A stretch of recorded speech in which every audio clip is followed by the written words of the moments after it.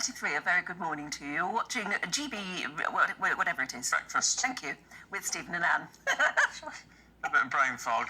It feels like that sometimes at this time of day. It does, actually. Welcome back. Anyway, you're watching and listening to us this morning, and do stay with us because we've got plenty more to come.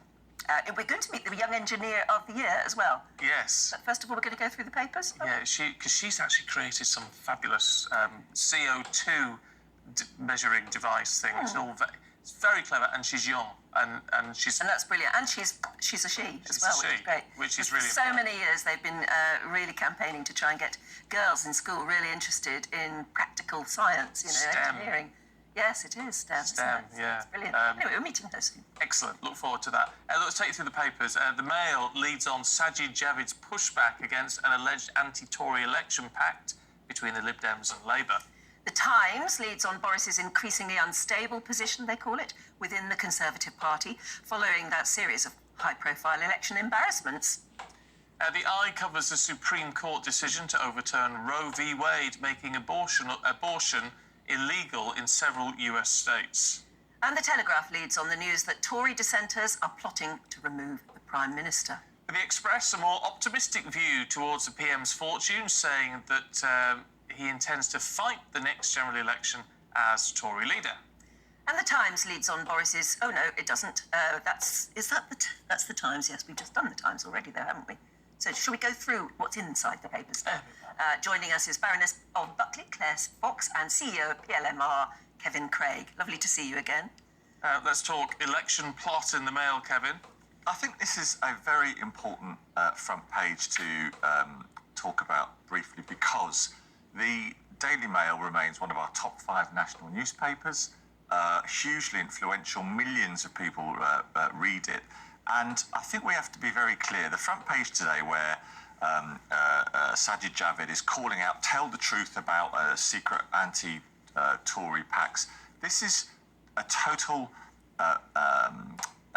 ruse by both... What, so it wasn't a pact? Well, the thing is, it's a non-story, right? Because the story should say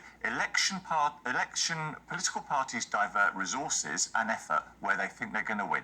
That's not quite a catchy headline. Well, I know it's not, Stephen. Fair point. But back in 2019, the Daily Mail did not get upset when there was basically an arrangement between the Brexit Party and the Conservative Party. Understandably, they wanted to do the best, so they did. And they didn't fight in some areas where if they fought strongly, they'd cancel each other out. All right, here's one for you then. So you're acknowledging, I mean, all of our guests basically this morning have acknowledged that there was some sort of agreement. They're not formal agreements. Common sense campaigning. All right, then why did John Healey, Shadow Defence Secretary, deny it?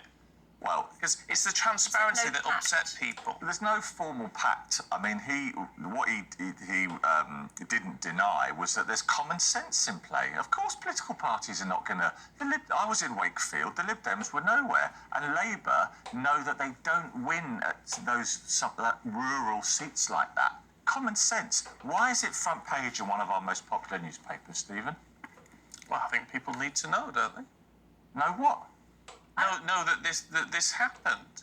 But it's really obvious, isn't it? It's just fascinating that the Daily Mail have made it front page because someone Sajid's team briefed them. I'd get your point if John Healey hadn't said, no, we put up a candidate, we campaigned there, we did. When even as you're saying, as someone who's a Labour campaigner, even you're saying, well, of course, they put up a candidate, but they didn't campaign there. They didn't expect to win it, despite the fact they came second last time in Tiverton and Hounslow. Right. Well, let's make it very clear for all the listeners and viewers, the political parties, Labour and Lib Dems, are savvy these days. They're not going to cancel each other out.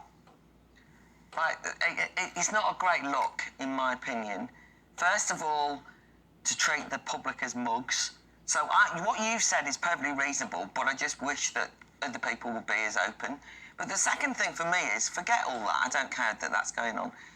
If the only thing you've got going for you is an anti-Toryism, then what does it say about your own vision? It would be terrible, Claire, if it was the case. No, but what I want to know is, what do both of those parties stand for? And I think that's what the electorate deserves. So what's happened is, you can play on a certain demoralisation of Tory voters.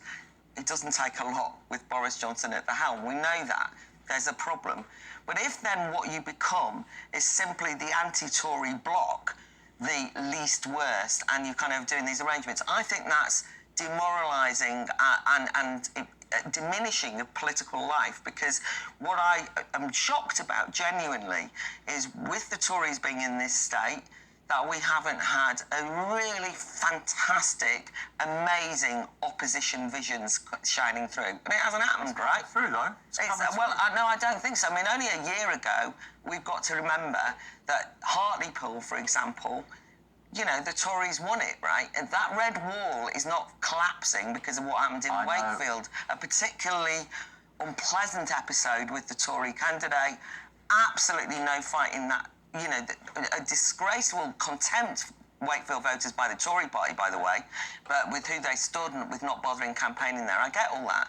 But what I want to see is an opposition that's got some political life to it, that offers some Do you want the vision. old revolutionary communists back like the old days, like you used to see? Yeah, no, but that's so many decades ago that we can refer Are they to our lively? past. No, because they died in 1997, which is why referring back to them is an unhelpful vision.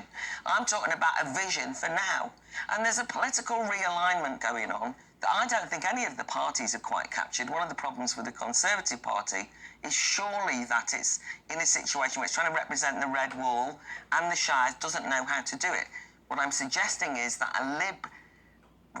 what did you call it? Common sense, Liberal and Labour kind of unity would indicate that they haven't, either of them, got sufficient heft to their own vision to be able to win on their own terms. That's my view. Talking of political realignment, can we go to, Claire, to the Eye and their coverage of the abortion overturning of Roe v. Wade in the States? Yeah, I mean, I think the headline here in the Eye is misleading when it says that abortion is banned in the US, because that's not really what's happened. However, it is the case that women's rights have been set back by this decision. There's a constitutional difficulty, which is that the Supreme Court's decision originally did give constitutional rights to women to have access to abortion. And now by putting it back onto states, it means that because we know a number of states have already declared that women in, I think it's 22 states in America, will now not have the right to control of their reproductive lives, basically. And this is very frightening for a lot of women. Of course it is. One of the things that's really tricky with the issue of abortion, though, particularly in American terms, it's become part of a kind of culture war. So rather than us being able to discuss sensibly the issue of women's rights, why abortion is a necessary requirement for women to have equality in society, even if they don't all have abortion, the right to be able to terminate a pregnancy is an essential right for women in order to be treated equally. The problem is it's become a whose side are you on in an unhelpful And way. a religious war as well. A religious war, although, you know, I know I'm always kind of, that's true, but I'm always slightly anxious because I defend religious freedom, and if people are religious, and there's moral arguments to be had about abortion. I understand, you know, there will be people who will say, morally, I'm opposed to it. What I'm saying is I think it should be right. It's a medical procedure that is required by women in order to have control of their reproductive, with their own bodies. I mean, that's effectively it. And so it's a major decision, but it's also not helped by this culture wars atmosphere in relation to it, where you're not discussing it rationally. It becomes a kind of whose side are you on? Well, even down to the fact that the justices who made the decision in the last couple of days have to interpret the law around it, and their interpretation is that the Constitution doesn't actually give women the right to abortion. The word abortion doesn't appear in the Constitution. No, that's right. To which the women point out the word woman doesn't appear in the Constitution either. Can you go on creating law with something that was written 200 years ago? So just one final bit, which is one of the aspects of the culture war that's confused in this is, of course, that in America in particular, but it's obviously true here, is that we're not clear what a woman is. So in the meantime, you've got this stupid row that's going on amongst some of the NGOs in America who are basically saying LGBTQ plus and women need the right to abortion. You think, oh, don't confuse us with that one. Do you know what I mean? Like, we don't know where we're going. This is a fundamental woman's right. which I think needs to be fought for. I really hope that this does not come into the UK in terms of the culture war aspect of it. And in fact, the liberalised atmosphere around abortion in this country has made it almost like a depoliticised issue, which is exactly what it should be. That's it. Yeah, well said. Okay, look, let's move on to something. I was going to say a bit lighter. It's a bit irritating. If you want a lovely, romantic, quiet meal, Kevin, then according to The Guardian, you shouldn't go to London. Well, no, it's a really interesting piece on page 19 of The Guardian, just about a survey done by a noise app, which has identified that the restaurants in London are ranked the loudest in Europe. I was worried about discussing this, about the risk of coming across as an old fogey, Stephen. You see, this is the problem, because I think what this story reflects is that younger people are not bothered about the noise when they go out and have a meal. It's all part of the buzz. And I think, like you might have said earlier... hear better. Well, indeed. Whereas people... You find it noisy going to restaurants. Yeah, I do. I don't like it. Yeah, people of a certain You don't like vintage... it? Yeah. And the trouble is, if you're with a table of people and you say, sorry, I didn't hear that. Can I just say that again? They go, oh, never mind. Look, I'm in a... here. No, I know all that, that's true. But honestly, after lockdown, I can't tell you how exciting it is to hear a bit of buzz in restaurants, right? I mean, it was very weird because once when, there was like brief bits where the pubs had opened, you were allowed to sit with 1.5 people or something according to the guidelines. And I remember going in and there was some other people next door and they were talking and I couldn't hear. And I thought, I've got so used to hearing nothing and nobody that I've kind of become an old person before my time, even though I am an old person. Anyway, I, of course, would prefer it wasn't quite so noisy, but actually I want to celebrate the buzz. Yeah. I want the restaurants to be loud. I want young people to be out having great times and creating. Have you ever tried doing that? Because Yeah. it Doesn't make a big immediately difference. improves your hearing. No, So I thought, I'm going to have to ask for Christmas. I'm going to have to ask for Well, it might... They're all the rage. We're out of time. Yeah.